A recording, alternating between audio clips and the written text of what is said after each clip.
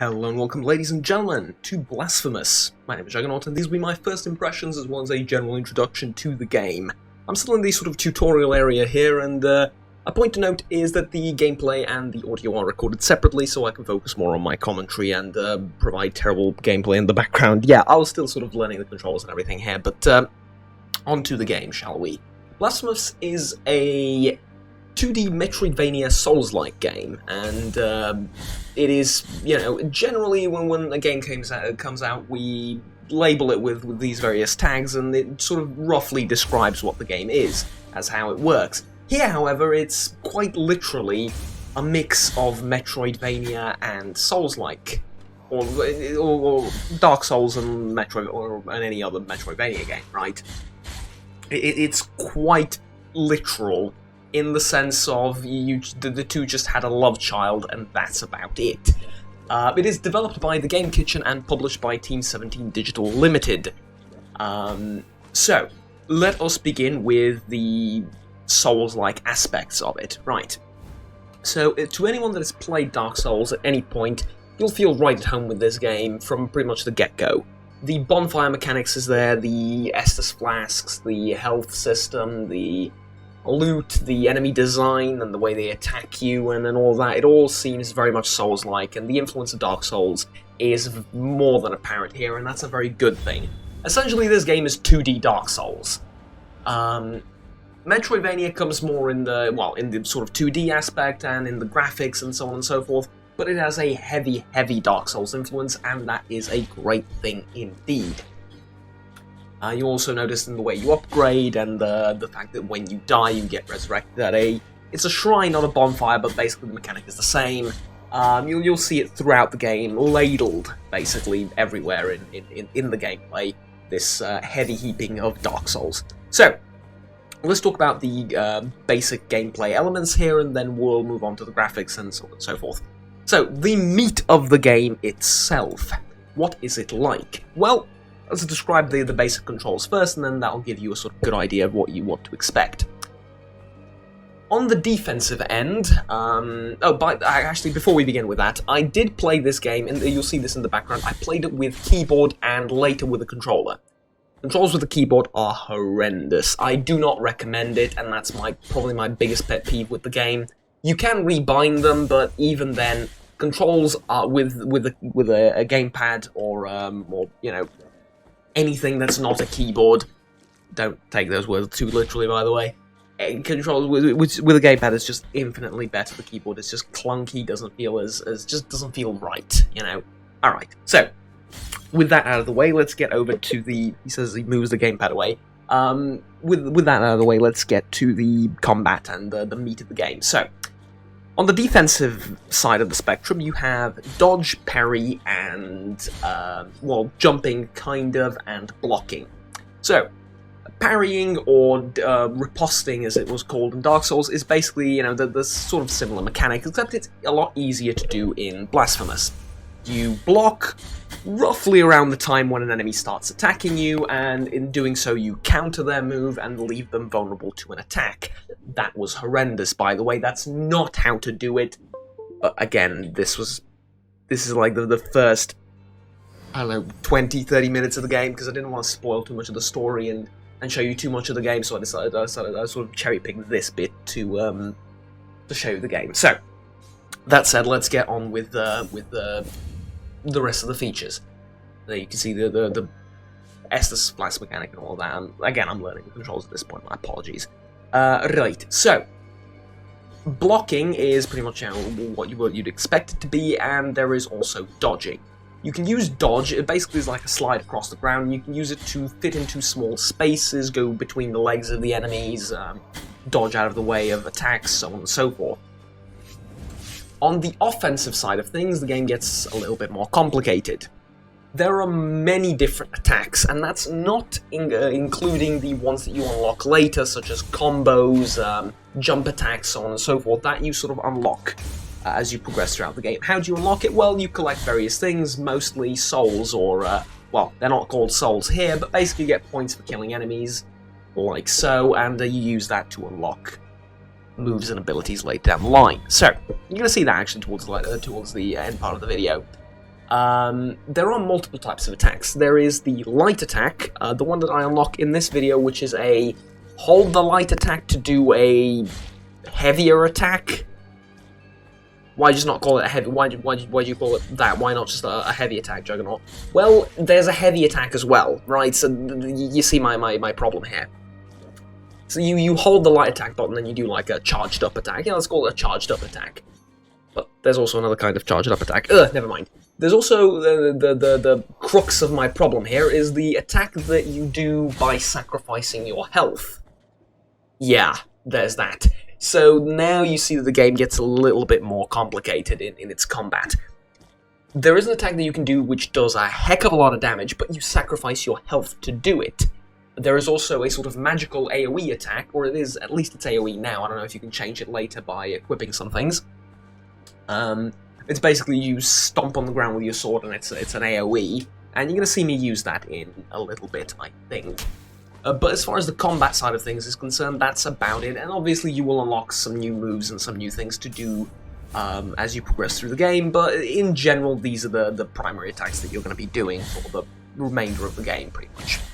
So, on to the graphics and the progression and stuff like that. Let's do the progression first, because I've mentioned it, it's very much Souls-esque, and it's rather interesting though, because it took inspiration from Dark Souls to the point of the items not being, well, let's just say you don't pick a random flower and it gives you +2 attack speed. No, the items have lore behind them, and that's a great thing in my opinion. That's one of the more amazing ways and more intuitive and original and entertaining, in my modest opinion, ways of doing lore, is not by spoon-feeding it with narration, but by unlocking it as you progress, so through bosses, items, so on and so forth. However, Dark Souls does this a heck of a lot more. Namely, there is, later down the line, there isn't as much narration, and the lore you do get to see lore through some cutscenes, but mostly through, you know, the aforementioned, kind of like Dark Souls, you do get some cutscenes there as well. However, the game is a little bit more narration heavy than Dark Souls was. The original, and I guess 2 and 3 as well. If you remember, in the original Dark Souls, you get a cutscene, a few lines of narration, and you're thrown into the dungeons, right? Here, you get a little bit more of the story, and to be completely honest with you, it's not as gripping for me. I love the story of Dark Souls. Here, it's okay, it's good, it's gritty, it's dark, it's unusual to an extent, but it's just not as gripping for me. Bear in mind, however, this is a completely subjective opinion, and do with this information what you will. Maybe you'll love the story, I don't know, I certainly know of a few people that absolutely adore it, and are fascinated with it, and all that. Great for them.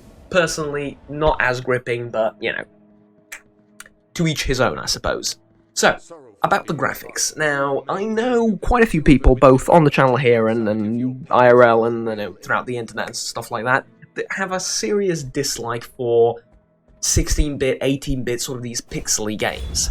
And I'm not the hugest fan of this sort of retro style of graphics a lot of the time. I don't mind it, I don't hold it against most games, but I had the chance to play some games where it just didn't feel right, where a more sort of modern-looking approach would be better, and you know, in some situations I just really don't like the sort of I just don't. It's not my cup of tea. Let's just say I don't quite like it in some situations. Here, however, I think it's done phenomenally. I really do. To the point where I not only that I don't mind it, I actually really love the graphics here. Not just the graphics, but the overall atmosphere and the art style and everything, I think, is done really, really well. It's dark and gritty just enough, but it's not overdone, it's not, you know, stupidly so. Also, it creates a fantastic atmosphere. Again, it's gritty, it's sort of dark, and I keep repeating those words, and I apologize, but I'm struggling to find a better description for it. It's sort of this a little bit depressing, but not overly so, you know, it's not overdone, and it owes this to the Metroidvania aspect of the game, or that sort of current of inspiration, if you will. This is done quite a lot like the Dracula games and stuff like that, the old ones at least, and I quite like it. And here you have the upgrade tree as well, the few things that we can upgrade. It's actually one of those things that I'm not quite sure how this will progress towards the later stages of the game. Because Dark Souls had quite a few things you can upgrade, and yet kept it sort of streamlined. This seems a little bit, you know, neither here nor there. But you'd say it seems a little bit limited, but I don't know, I can't judge, I haven't finished the game yet, so it seems alright.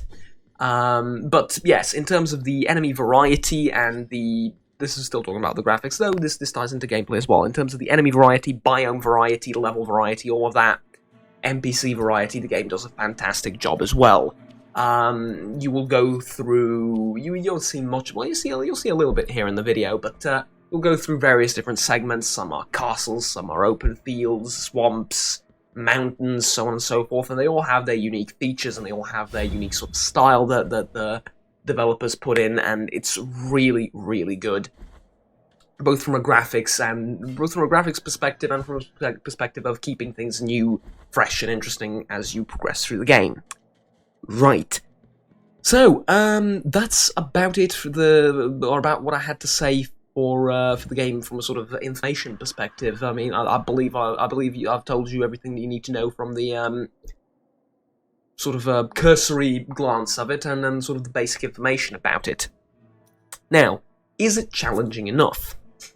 That's a difficult question to ask and answer, obviously, because, you know, it'll depend on the person.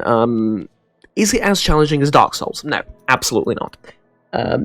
Especially at the beginning, later down the line, you know, you get ups and downs in how challenging it is, and you will die. Obviously, it is Souls-like after all. But in my modest opinion, the very fact that it is a 2D game, that it is Metroidvania-esque, will decrease the difficulty quite a bit. In a 3D game, by its very nature, the enemies will have more, or by their very nature, the enemies will have more variety in their attacks. The direction of the attack is just one, you know, aspect of that that's fairly obvious, but there's a lot more to it. So the fact that this is 2D decreases the difficulty somewhat. And the game does give you quite a bit of health, and yeah, you know, you're going to struggle at times to get through an area, to get from one shrine to the next, or bonfire, from one bonfire to the next. However, it's not as difficult as Dark Souls, and yeah, some people might hold that against it. Personally, I think it's just difficult enough to keep you challenged.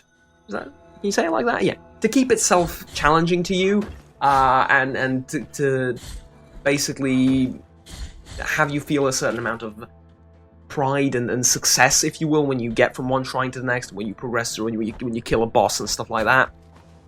However, it's not ridiculously difficult to the point of you repeating an area like 5-10 times or whatever. Okay, 5 isn't that large of a number. To keep repeating an area throughout the day, you know, to just to get through it, as for some people, Dark Souls was like that. In my modest opinion, Dark Souls isn't that difficult. It just requires a lot of focus and you paying attention, and you can't really, you know, even for the most basic of enemies, you can't really let your guard down. Here, I'm afraid not so much, but again, I think it's difficult enough, and that's perfectly fine. So, ultimately, do I recommend the game? Well, it is currently priced at €22.50, or your regional equivalent, which would be around, like, what, $26, something along those lines? And would I recommend it for this price? Absolutely. If you have any remote interest in Metroidvania-style games or Dark Souls, so either or, I think you're going to love this game. There is a great amount of content here, both in the enemy variety, the bosses, the biomes, everything, to keep you going and to keep you entertained for quite a while, and it is something that I personally look forward to playing. It's just a terrific game. It really is a terrific game. I fully recommend it with the price that is listed here. There is also a deluxe edition that you can buy, which is like a skin and an art book and stuff like that. If you want to support the developers, furthermore, it's 16% off, $32 I think it is right now. You can grab that, of course, but yeah, if you're not in the position to buy it now, then obviously you can wait for a sale. But would I recommend you picking this game up and supporting the developers and experiencing it for yourselves? Absolutely. You might enjoy the story quite a bit. I don't know. Just to clarify, I don't hate the story. I just find the Dark Souls one a little bit more gripping. That's it. But it's a tall ask, right? Obviously, and yeah. I fully endorse this game, and I fully support you buying it if you're remotely interested in it, and I do fully recommend it. If you dislike the sort of pixely games and Metroidvania 16-bit, 8-bit or 16-bit games, something like that, would I still recommend it? Kind of, yes. Depends on how much you dislike the graphics, but I think it does have a ton of content and it is a ton of fun regardless. So yeah, I would definitely recommend you pick this up. And there we go, that was my sort of brief introduction into the game. I died against that enemy because I'm not quite sure how to block him, but yeah, that was about it. Thank you very much for watching, ladies and gentlemen. I hope you found this video useful and informative. Until next time, have fun, take care, and bye-bye. Oh, and do remember to like, subscribe down below if you enjoyed the video and want to stay tuned with the rest of the series, or sorry, with the rest of the content that we produce on the channel here. I would appreciate it quite a bit. Anyways, until next time, bye-bye.